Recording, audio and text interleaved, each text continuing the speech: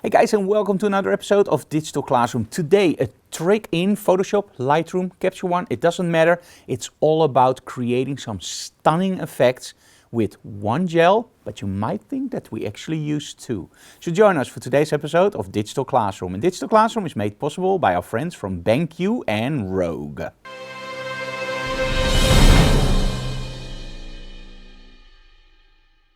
Okay, so we all love those looks where you have a model that was lit from one side with a gel and also from the other side with a gel, and you have this beautiful combination of colors, but then you try it yourself and you go like, it just doesn't look right because the colors are wonky or funky, but in a wrong way. You don't want it that way.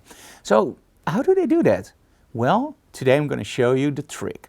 The trick is actually incredibly simple. When we look at a color triangle, you see our primary colors are red, green and blue. Now in the middle of the triangle there's a black body curve. When you draw lines between the primary colors you end up at the secondary colors, so cyan, magenta and yellow, as you can see in the diagram. Now you have to realize that when you change something in your color temperature or your color balance or whatever you do with the color, it's a global adjustment. That means that everything is connected together and turns or skews or expands or contracts the way that you set it up, but it's global. Of course you can do local adjustments in Photoshop, but let's forget that for now. So that means that if I change the color, for example, your white point, everything will change. This is one of the tricks that we do a lot outside, for example, when we want magenta skies. We use a green gel on our strobe, we balance on that green gel and everything shifts towards magenta. And this is where also the trick comes in that we're going to use today. We're going to light our model with a red gel from one side. And then we're going to do a little trick that may blow your mind. So let's switch over to Lightroom.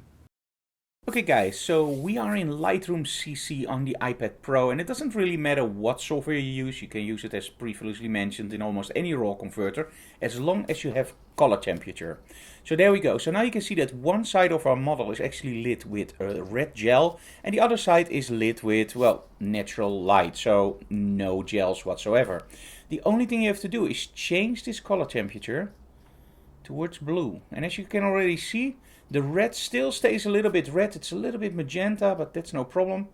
And the blues are really appearing in our face. And this is something with gels you can do it, but you never can make that mix later. And by doing it this way, you can literally just mix the colors together the way that you like. Now often I add a little bit of contrast.